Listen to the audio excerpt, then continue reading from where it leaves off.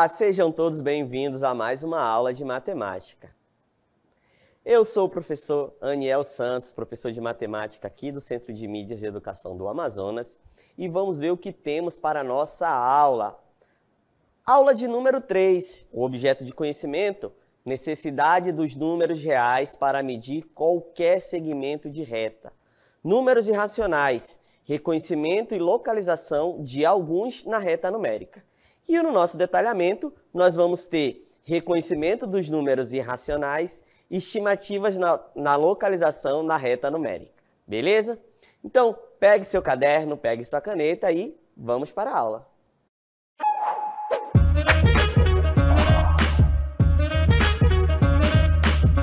Então, muito bem, vamos começar a nossa aula. Nossa aula vai ser um pouco mais de exercício para estender, né, o conceito de números irracionais. Então, acompanhe comigo na tela. Então, no nosso primeiro exemplo aqui, diz o seguinte: dos números irracionais a seguir, qual deles pertence ao intervalo 2 e 3? E aí, eu tenho que lembrar o seguinte. Quando que o número é dito irracional, né? Todo número será irracional quando, né, eu não conseguir escrever ele na forma de fração.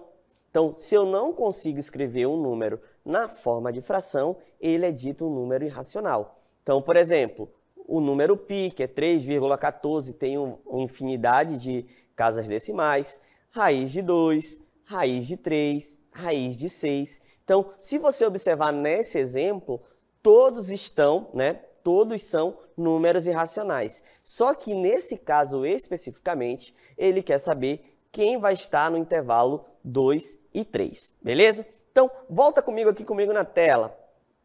Na tela, a gente tem que entender o seguinte, né? Vamos observar assim, ó.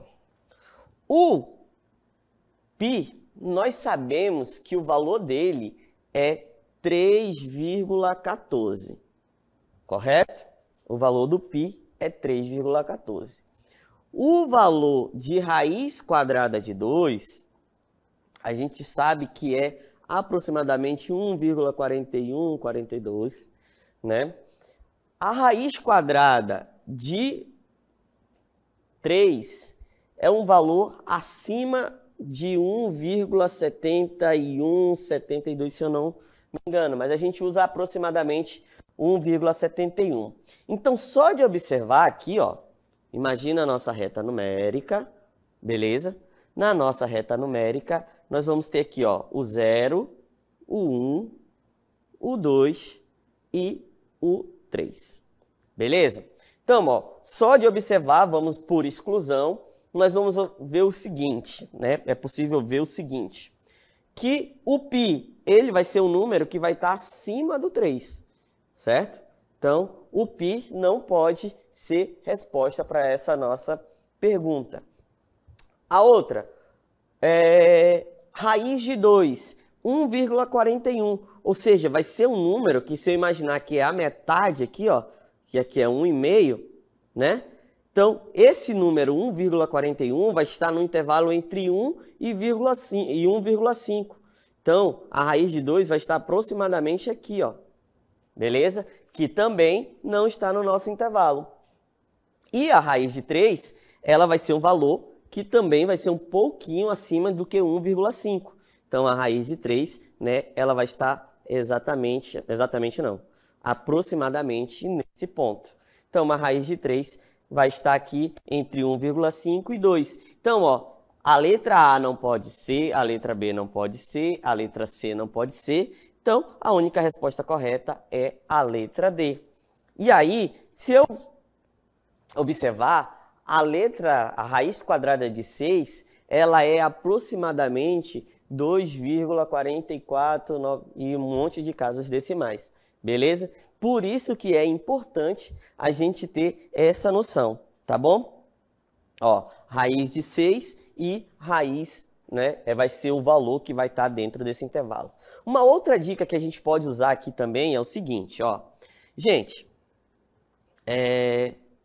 preste atenção comigo. Eu quero valores que estão no intervalo de 2 e 3, certo?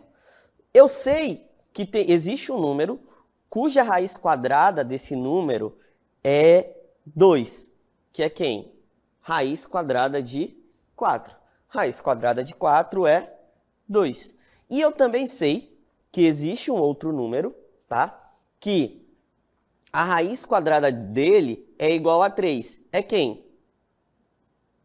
O 9.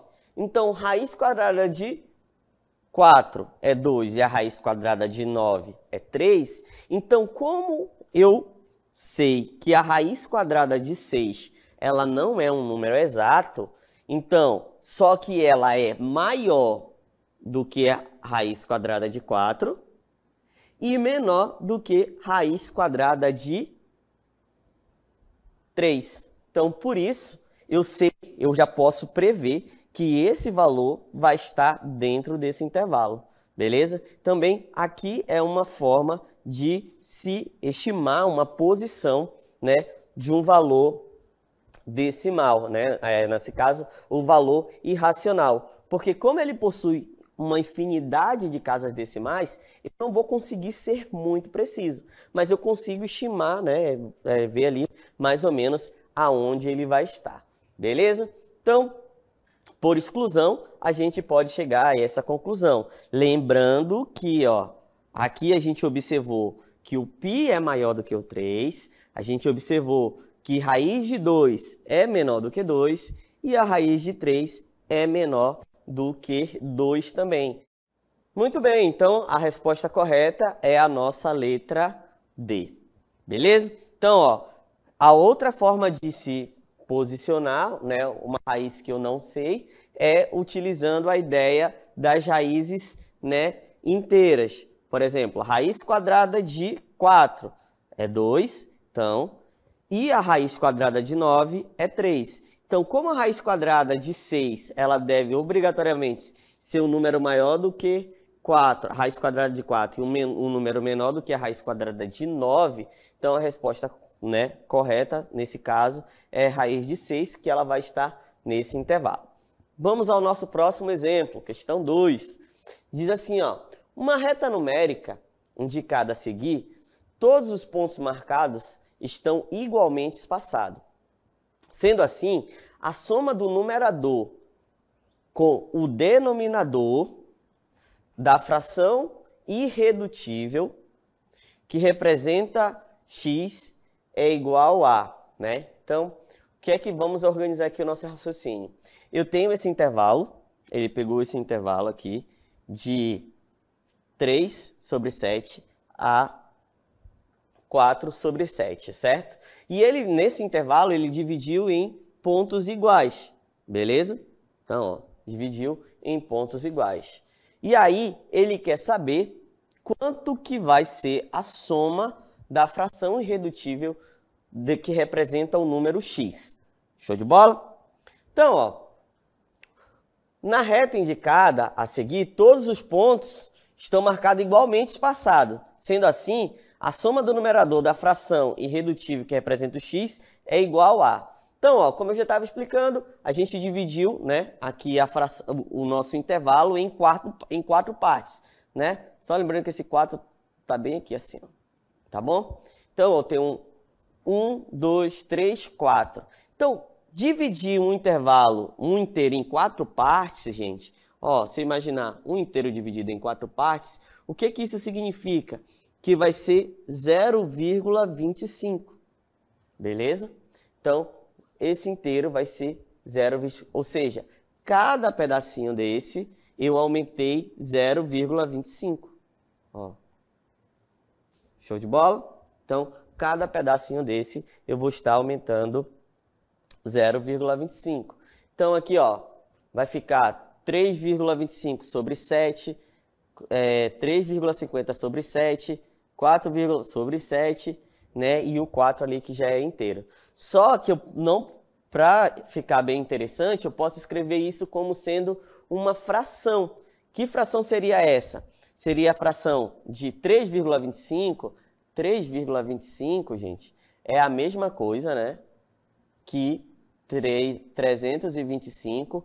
Quantas casas eu tenho depois da vírgula? 2. Então, nesse caso, vai ficar 100, beleza? E esse 325, eu ainda vou dividir tudo isso por 7. E aí eu vou usar aquela famosíssima regra de divisão de fração. O que é que eu faço? Divisão de fração, vou repetir a primeira, que é 325 sobre 100, e multiplicar pelo inverso da segunda. Lembrando que quando aqui não aparece é 1. Então vai ficar 1 sobre 7. Ou seja, o valor que representa lá a fração no ponto x é 325 dividido por 700. Beleza? Só que essa não é a nossa fração irredutível. O que é que eu tenho que fazer? Eu posso simplificar esses valores. Simplificando, 325 por 25 será igual a 13. Beleza? E simplificando 700 por 25 é igual a 28. Agora sim eu tenho uma fração irredutível, 13 sobre 28. Por que ela é chamada de fração irredutível? Essa fração é dita irredutível porque eu não consigo mais simplificar, né, os valores que nelas estão contidos. Não tem nenhum valor que divide tanto 13 quanto 28. Então, a soma do numerador com o denominador, 13 mais 28, a resposta correta é 41. Beleza? Então, o nosso espaço lá foi dividido, e aí o valor que representa o ponto x, né, é exatamente a fração 13 sobre 28. Beleza? Vamos a mais um exemplo.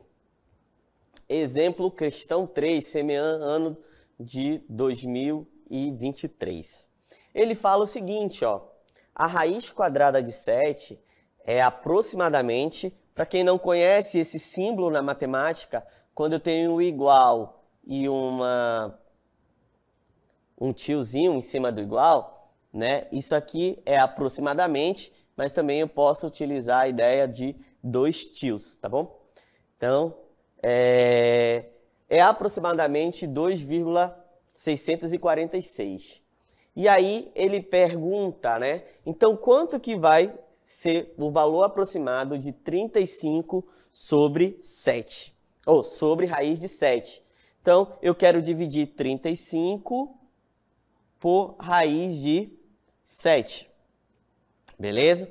Ó, existe uma regra que a gente, para simplificar, o que é que eu faço? Eu vou racionalizar essa fração. Então, como é que eu racionalizo? Eu vou multiplicar tanto o numerador quanto o denominador, né, por raiz do denominador, nesse caso, a raiz de 7. Toda vez que eu quero eliminar isso, eu posso fazer essa regrinha, beleza? Então, vai ficar quanto? 35 vezes raiz de 7, vai ficar 35 raiz de 7. E raiz de 7 vezes raiz de 7 é raiz quadrada de 49, né? Porque 7 vezes 7 é 49. Então, vai ficar 35 vezes raiz de 7 sobre raiz quadrada de 49, 7. E aí eu posso dividir aqui, ó, o 35 por 7, que vai dar 5 raiz de 7. Beleza? Então, aqui vai ficar 5 raiz de 7. E aí, o que é que eu faço agora, professor? Eu vou pegar esse valor de 2,646, né? Vou pegar o valor de 2,646 e aí eu vou multiplicar por 5. Então, 2,646 multiplicado por 5. Então, 6 vezes 5 é 30, né? Sobe 3. 20 com 3, 33. Ou 23, desculpa. Sobe 2. 6 vezes 5, 30 com 2, 35. Ou 32, que é isso? Sem nem multiplicar. 32, professor. Vai ficar 32. Sobe 3. E aí, 2 vezes 5, 10. Mais 3, 13. Então, é aproximadamente aqui 13,23. A resposta correta, né?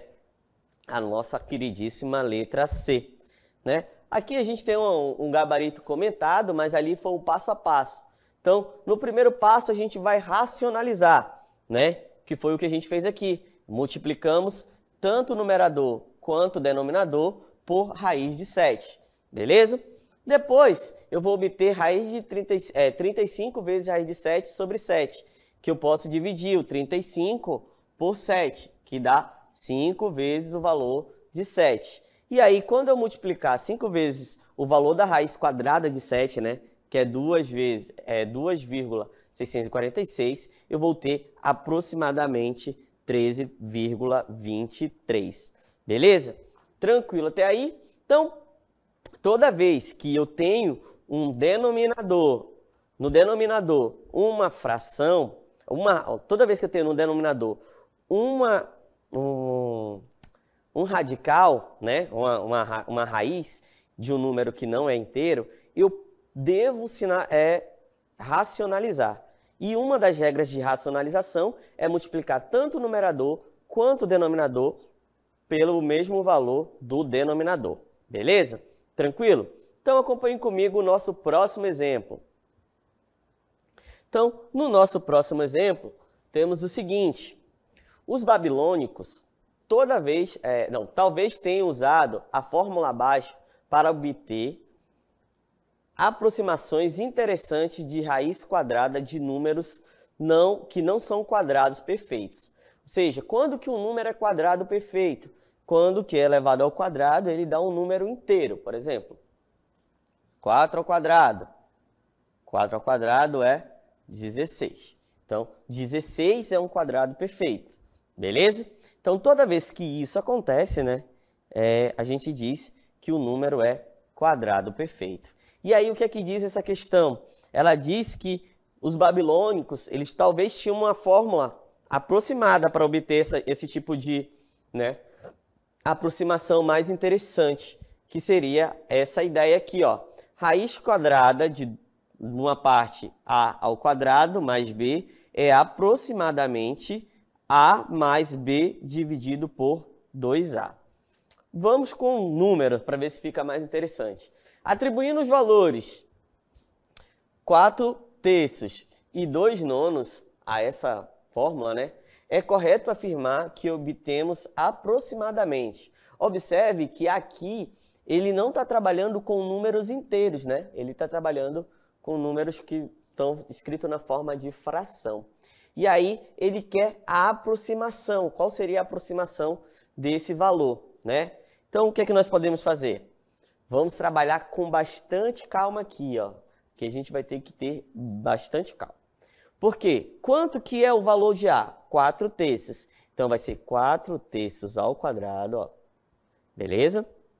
Mais o valor de B, 2/9. Estou só substituindo aqui, ó, o valor de A e o valor de B. Beleza? E do outro lado aqui, né, da aproximação, o valor de A, 4/3, o valor de B, 2/9 e o valor de A novamente, 4/3. Tranquilo até aí? Aí, ó, eu tenho uma divisão elevada ao quadrado, então eu vou elevar tanto o numerador, no caso 4, quanto o denominador, no caso 3, ao quadrado. Então, 4 ao quadrado, 16, 3 ao quadrado, 9. Beleza? Já aqui o 2 eu repeti, né? O valor B eu repeti porque eu não tenho nenhum quadrado. Do outro lado, nós temos o quê? Aqui, ó, eu tenho um número multiplicando uma fração. Então, toda vez que eu tenho um número, tipo 2 vezes 4/3, eu tenho que lembrar que eu vou multiplicar o numerador, aqui quando não aparece é 1, numerador com numerador, 2 vezes 4, 8, e o denominador com denominador, 1 vezes 3, 3. Então, por isso que aqui ficou 8/3. Beleza? E aí, ó, o que é que eu vou ter? Aqui dentro do radical, eu tenho uma soma de frações com o mesmo denominador. O que que acontece quando eu tenho soma de frações com o mesmo denominador, professor? Eu vou repetir o denominador e vou somar os numeradores. Beleza? Então, ó, 9, o denominador igual, eu repito. 16 mais 2, 18. Correto? E aqui do outro lado, eu tenho uma divisão de fração. Como é que eu faço? A regra da divisão de fração. Eu vou repetir a primeira, no caso 2/9, e multiplicar pelo inverso da segunda. Quem seria o inverso da segunda? Aqui, ó. Se aqui é 8/3, o inverso dela, quem estava embaixo vai para cima e quem está em cima vem para baixo, beleza? Então, ó, 18 dividido por 9 vai ser igual a raiz quadrada de 2, ok? E aí, agora vamos só trabalhar desse lado aqui, ó. O que vai acontecer? Multiplicando 2 vezes 3, 6, certo? E 9 vezes 2, eu obtenho 72. E aí eu posso simplificar esses valores. Por quanto? Posso simplificar por 6, né? Ó. 6 dividido por 6 é 1, 72 dividido por 6, 12. Mas aí deve ter algum aluno esperto falando, professor, mas eu poderia ter simplificado antes? Poderia também, tá bom? Como seria essa simplificação aqui antes, ó? Ó, 8 eu posso dividir por 2, né? Então aqui ia ficar 1 e aqui 4. E o 3 eu também posso simplificar por 9. Eu só posso fazer isso quando eu tenho multiplicação, tá bom? Então ia ficar 1 sobre 3. 4 vezes 3, 12. E 1 vezes 1, 1. Então também seria uma forma correta. E agora eu tenho a soma desses valores, né? Ó, frações com denominadores diferentes. E aí eu posso tirar o MMC aqui, que nesse caso vai ser 12. 12 dividido por 3, 4, e 4 vezes 4, 16. 12 dividido por 2, 1, vezes 1, 1. 16 mais 1 é 17. Então, raiz quadrada de 2 é aproximadamente 17 sobre 12. Então, aqui era uma das maneiras que os babilônicos, né, tentavam aproximar, né, os valores dos quadrados perfeitos. Beleza? E aí, nós vamos para o nosso próximo exemplo. O próximo exemplo, ele diz o seguinte: qual é a posição aproximada do número irracional? Então, já sei que o número é irracional na reta numérica, né? Aí ele fala, está entre 2 e 3, mais próximo do 3, está entre 5 e 6, mais próximo do 5, está entre 1 e 2, mais próximo do 1, está entre 3 e 4, mais próximo do 4. Vocês lembram daquela regrinha que eu falei ainda há pouco para vocês? Ó, agora a gente trabalhou a seguinte ideia, né? Raiz quadrada de 7. Qual é o valor que eu sei que a raiz quadrada menor do que 7 é um valor inteiro? Qual o valor menor do que a raiz quadrada, que é menor do que a raiz quadrada de 7, é um valor inteiro? A raiz quadrada de 4, beleza? Então, a raiz quadrada de 4, que vai ser 2, certo? Então, a raiz quadrada de 7 ela é um valor maior do que a raiz quadrada de 4. Beleza. E qual vai ser o próximo valor cuja raiz quadrada vai ser um valor inteiro? Qual vai ser esse próximo valor? O próximo valor vai ser a raiz quadrada de 9. Por quê? Raiz quadrada de 9 é exatamente quem? 3. Beleza? Então, o valor da raiz quadrada de 7 vai ser um valor que está nesse intervalo, entre 2 e 3. Beleza. E agora, professor, está mais próximo do 3 ou mais próximo do 2? E aí eu vou pensar o seguinte, ó. Esse valor, agora a gente viu que a raiz quadrada de 7 é aproximadamente, né? Aproximadamente 2,446, certo? 2,646. Então, esse 646, ele é um valor maior do que 2,5, certo? Que estaria exatamente na metade desse intervalo. Então, se esse valor que a gente conhece, que é o 2,5, né, ainda é menor do que raiz quadrada de 7, então a raiz quadrada de 7 ela vai estar bem aqui, ó. seria, bem que não, aproximadamente, né? Raiz quadrada de 7 é aproximadamente 2,646. Beleza? Então, a resposta correta nesse caso aqui é a nossa queridíssima letra A. Essa é uma forma que a gente pode estar utilizando para trabalhar com essas aproximações de raiz quadrada, tá bom? Então, sempre eu posso estar utilizando essa ideia. Então, bora ver aqui na nossa solução. Então, para responder essa pergunta, é necessário lembrar que a raiz quadrada de 7 é um número irracional. Beleza, ó, tem que lembrar, por que que é número irracional? Toda vez que eu pensar no número irracional, eu tenho que lembrar que vai ser um valor que não vai ter valor periódico, certo? Então, ele vai ter uma infinidade de casas decimais, né? Tem infinitas casas decimais, e essas casas não vão se repetir. E para estimar a sua posição na reta, podemos utilizar essa aproximação aqui, ó, que se a gente tem a questão, que é 2,45. Aqui, gente, professor, mas agora o senhor falou que a raiz quadrada de 7 é aproximadamente 2,646. E por que que aqui o senhor está usando o 5? Nesse caso, é quando a gente utiliza o arredondamento, gente. Toda vez que eu quero arredondar uma casa, um número que tem muitas casas decimais, eu olho para a próxima casa. Se esse valor for maior do que 5, eu vou arredondar a casa anterior, no caso essa daqui, que eu vou estar marcando em azul, para cima. Se for um valor menor do que 5, eu vou arredondar para baixo. Então, por exemplo, se no lugar do 7 fosse um 3, seria 2,644. Beleza? Como é um 7, então a gente arredonda a última casa, né? E aí o valor é maior, então eu posso usar essa ideia. Então, se eu sei o valor aqui aproximado da raiz quadrada de 7, eu vou lá e olho lá na nossa retazinha, né? No nosso desenho. Então, ó, 2,646, ele vai ser um valor que vai ser maior do que 2,5 e menor do que 3, tá bom? E aí eu sempre posso estar trabalhando dessa ideia. Quando eu não tenho o valor, quando eu não sei o valor, né, da raiz, eu posso estar trabalhando com essa ideia das raízes inteiras, né? Então, raiz quadrada de 4, eu sei que é um valor inteiro, que é 2.